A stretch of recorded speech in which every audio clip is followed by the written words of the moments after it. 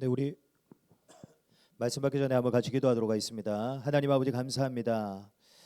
오늘도 성삼위 하나님께서 내 인생 가운데 개입하시고 간섭하셔서 역사하시는 참된 예배자의 축복을 누리게 하심을 감사드립니다. 하나님 이 시간 나의 굳어진 마음 또 하나님보다 앞서 있는 모든 우상의 마음들이 깨지고 무너지는 시간 되게 하시고 오직 하나님의 말씀으로 충만케 되어지는 예배가 되게 하여 주옵소서. 살아계신 주 예수 그리스도의 이름으로 기도드립니다. 아멘. 네, 오전에 주신 말씀부터 우리 정리하고 오늘 또 강단 살펴보도록 하겠습니다. 고린도후서 26번째 이제 고린도후서 오늘 마지막이었습니다. 그죠? 십자가로 빚어낸 언약 공동체라는 말씀 우리에게 주셨습니다. 우리에게 그 단순히 그냥 되어지는 게 있냐? 우리가 평상시에는 그냥 모르고 지나갈 뿐이지 단순히 그냥 우리에게 되어진 거는 없습니다. 우리가 지금까지 3층에서 예배를 잘 드려온 것도 그냥 되어진 게 아니에요. 이와 같이 우리의 모든 것 그냥 되어지는 게 아닙니다. 오늘도 우리에게 말씀을 주셨듯이 죄인된 우리가 구원받은 하나님의 자녀가 되어지고 또 우리가 그리스도의 피로 사신 교회 속에 우리가 공동체로 세워지게 된 부분들도 마찬가지입니다. 우리가 그냥 한 지체가 되어진 게 아니에요. 우리가 그냥 언약의 공동체가 되어진 것이 아닙니다. 오늘 우리에게 주신 말씀대로 그의 독생자 아들이신 그리스도 예수를 우리에게 내어주실 정도로 우리를 사랑하시고 또 그 우리를 사랑하신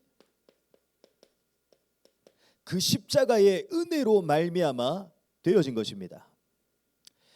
그러면 우리에게 나타내 보이신 이 하나님의 사랑 또 이 십자가의 은혜들을 우리가 어떻게 누려나갈 수 있습니까? 우리가 어떻게 하면 이 사실을 인정해 나갈 수 있습니까? 우리의 상황과 환경이 바뀌고 우리의 여건이 되어져야 누릴 수 있는 것들이 아닙니다. 우리의 상황과 환경이 되어지고 우리의 여건이 되어져야 우리가 인정할 수 있는 게 아니에요. 우리가 이 사실을 어떻게 하면 인정할 수 있고 어떻게 하면 누려나갈 수 있냐?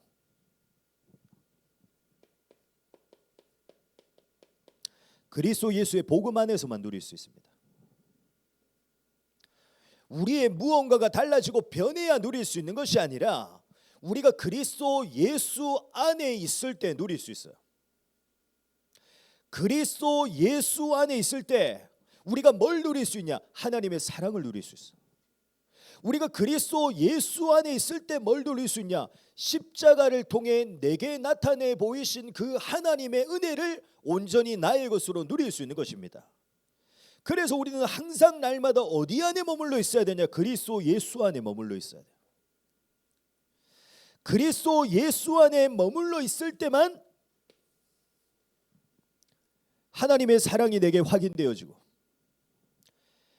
하나님의 은혜가 어떠한 것인가를 알게 되기 때문에 우리는 날마다 그리스도 예수 안에 있는 자의 축복을 누려나가야 되는 것입니다. 그래서 이번 한 주간도 그리스도 예수 안에 있는 자 되기를 축복합니다. 그리스도 예수 안에 머물며 그 안에서 살아가는 자가 되기를 바랍니다. 그래서 반드시 하나님께서 우리에게 나타내 보이신 그 사랑 또 그 하나님의 은혜를 우리가 그냥 단순히 또 지나쳐 가는 것이 아니라 진짜 내게 너무나도 귀하고 축복이고 응답임이 이번 한 주간도 확인되어져서 우리의 모든 삶을 감사로 인도받게 되어지는 그 축복을 이번 한 주간도 누려나가게 되시기를 그리스도 예수님으로 축복합니다. 오늘 대청부 예배를 통해 우리에게 주실 언약의 말씀은 참된 회복의 시작입니다.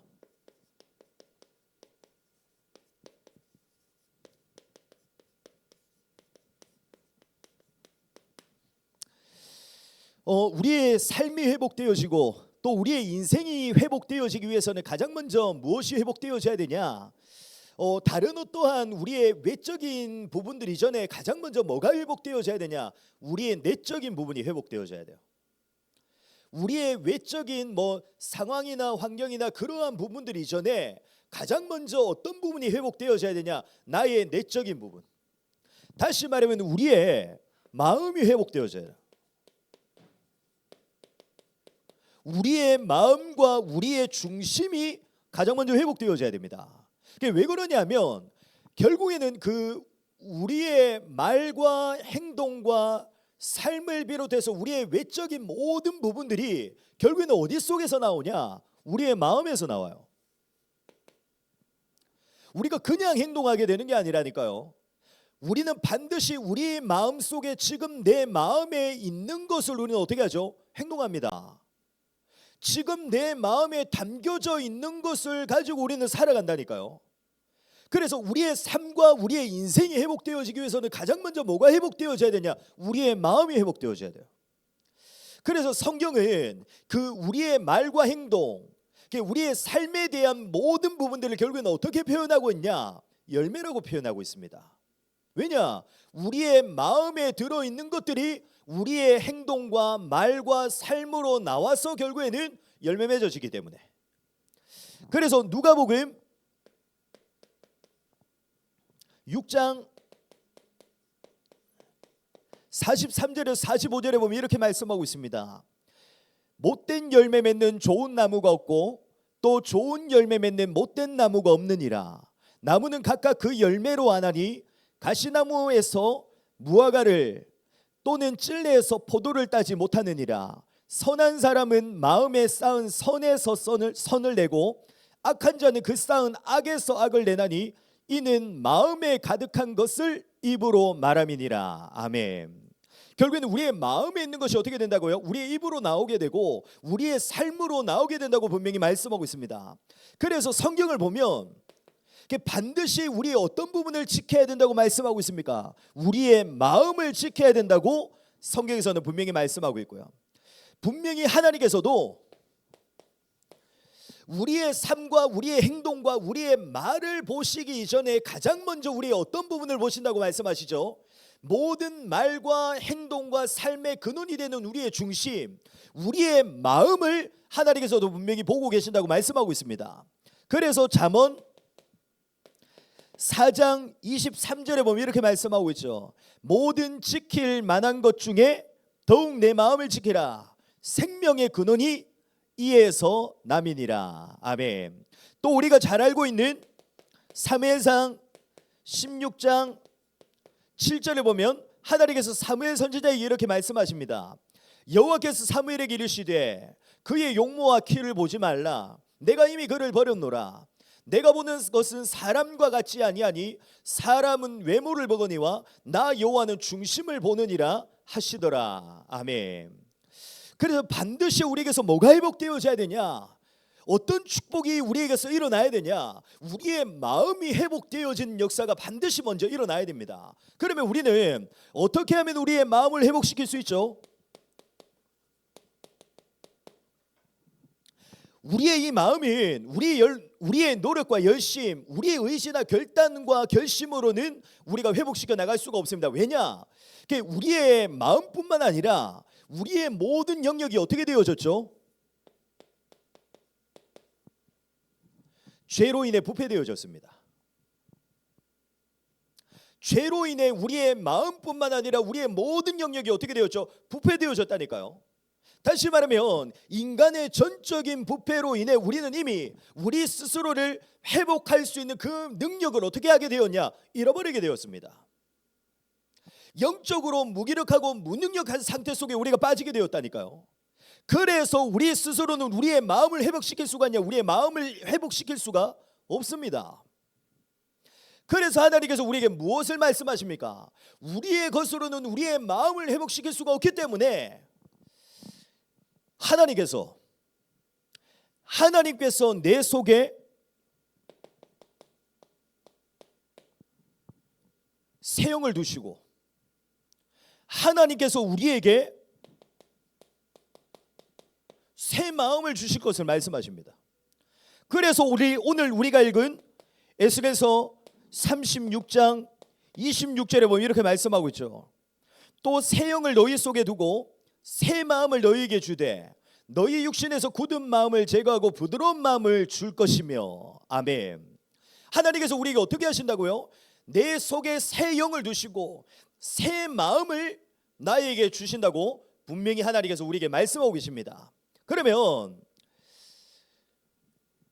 하나님께서 우리의 마음을 회복시키시는 그 역사가 일어나게 될 때 그 순간부터 우리에게서 무엇이 회복되어지기 시작하냐? 황폐해졌던 우리의 모든 삶 회복되어집니다. 우리의 마음이 회복되어지잖아요. 황폐해진 우리의 모든 삶 회복되어집니다. 그래서 에스겔서 33장 34절에 보면 이렇게 말씀하고 있습니다. 주 여호와께서 이같이 말씀하셨느니라.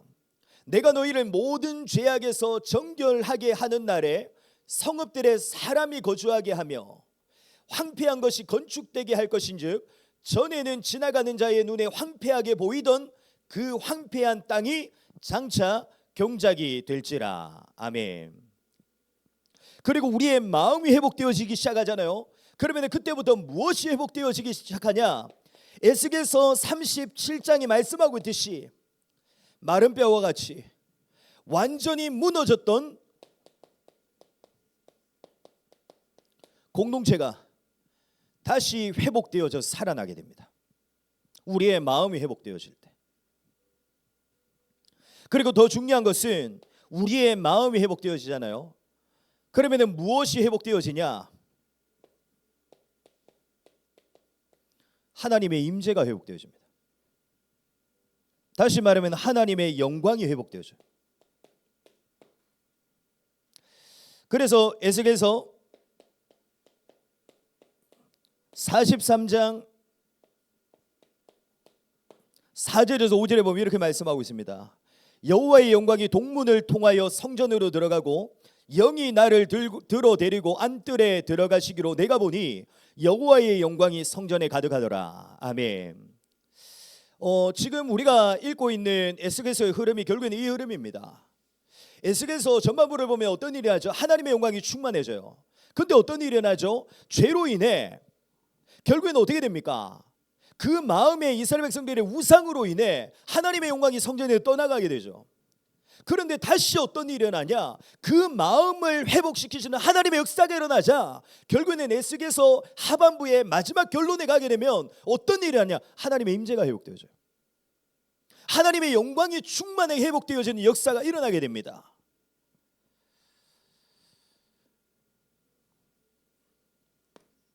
그러면 마지막으로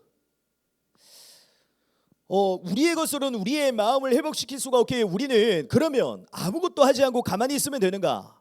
그렇지 않습니다. 분명히 우리의 마음은 하나님만이 회복시킬 수 있지만 우리가 그렇다고 해서 가만히 있어서 되냐? 그렇지 않아요. 하나님께서 분명히 우리의 마음을 어떻게 하겠다고 약속하셨죠? 회복시키시겠다 하나님은 약속하셨고 그 하나님의 약속하신 언약은 반드시 어떻게 되어집니까? 성취되어지게. 우리는 어떻게 해야 되냐? 그 하나님께 우리는 반응해야 돼요.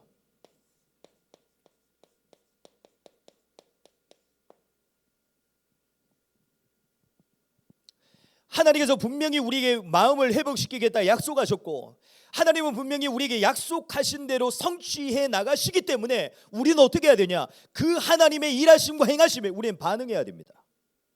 그러니까 우리가 어떻게 반응해야 되냐? 믿음으로.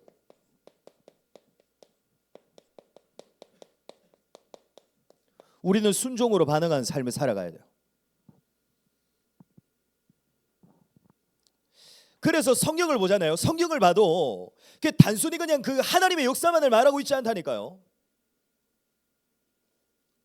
하나님의 역사와 함께 반드시 그 하나님께 반응하는 믿음의 삶, 순종의 삶을 우리에게 분명히 말씀하고 있습니다. 성경을 보면 하나님이 일방적으로 역사하실 때도 있지만 거의 그렇지 않아요. 하나님께서 결국엔 누구를 통해 역사하시냐? 믿음으로 반응하고 순종으로 반응하는 사람을 통해 일하신다니까요. 그래서 우리가 어떤 사람이 되어져야 되냐? 그냥 하나님이 역사하시겠지, 하나님이 언젠가 내 인생 속에 역사하시겠지, 그런 사람이 되어지는 것이 아니라 하나님의 약속은 반드시 내 인생 속에 성취되어지기 때문에 그 하나님의 약속을 굳게 붙잡고 그 하나님께 반응하는 인생 되어져야 돼요. 이제는 진짜 우리가 믿음의 삶을 살아가고 순종의 삶을 살아가는 자가 되어져야 됩니다. 그래서 히브리서 10장 23절에서 25절에 보면 이렇게 말씀하고 있습니다. 또 약속하신 이는 미쁘시니, 여기서 이제 미쁘시다는 말은 신실하다, 그 약속을 반드시 이루시는 분이다 라는 의미예요. 또 약속하시는 이는 미쁘시니, 우리가 믿는 도리의 소망을 움직이지 말며 굳게 잡고 서로 돌아보아 사랑과 선행을 격려하며 모이기를 패하는 어떤 사람들의 습관과 같이 하지 말고 오직 권하여 그날이 가까움을 볼수록 더욱 그리하자. 아멘.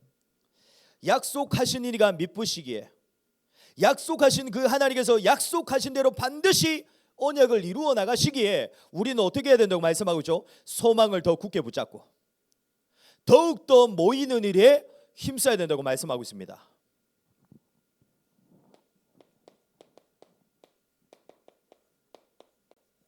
빌립보서 2장 12절에 13절에도 보면요, 그러므로 나의 사랑하는 자들아, 너희가 나 있을 때뿐만 아니라 더욱 지금 나 없을 때에도 항상 복종하여 두렵고 떨림으로 너희 구원을 이루라. 너희 안에서 행하시는 이는 하나님이시니 자기의 기쁘신 뜻을 위하여 너희에게 소원을 두고 행하게 하시나니. 아멘. 단순히 그냥 너희 안에서 행하시는 이는 하나님이시다, 너희 안에 하나님께서 소원을 두고 행하신다 라고만 말하고 있는 게 아니라 그 앞에 뭐라고 얘기하고 있죠? 항상 복종하여 두렵고 떨림으로 너희 구원을 이루라고 말씀하고 있습니다. 다시 말하면 하나님이 너희 안에 반드시 행하시기에 너희는 그 하나님의 행하심에 반응해라는 거예요. 그 하나님의 행하심에 믿음으로 순종으로 반응하는 자가 되어져야 된다고 말씀하고 있는 것입니다. 그런데 이제 대부분의 성도들을 보면 그렇습니다. 대부분의 성도를 보면 어떻냐? 이 두 가지가 함께 이루어지는 게 아니라 대부분 한쪽으로 치우쳐 있어요. 어떤 성도들은 뭐만 굳게 믿냐? 하나님의 역사만을 굳게 믿어요. 어떤 사람들은 뭐만 믿냐? 믿음과 순종의 삶에 대한 부분만 믿고 있습니다. 그러니까 살아가야 될 이 삶에 대한 부분만 강조하죠. 하나님의 역사보다 내가 행해야 돼, 내가 믿음으로 순종하고 반응해야 돼, 그래야지 하나님의 역사가 이루어져. 그러다 보니까 결국에는 어떤 문제들이 일어나게 되냐? 하나님의 역사만을 강조하다 보니까 결국에는 방종주의가 나오는 겁니다. 율법 폐기론자들이 이래서 나오는 거예요. 하나님의 역사만 강조하니까. 그와 반대로 하나님의 역사보다 우리의 삶을 강조하다 보니까 결국은 뭐가 나오냐? 율법주의자들이 나오는 겁니다. 그래서 우리는 어떤 신앙생활을 해야 되냐? 우리는 한쪽으로 치우쳐진 신앙생활을 하는 것이 아니라 우리는 균형 있는 신앙생활을 해야 됩니다.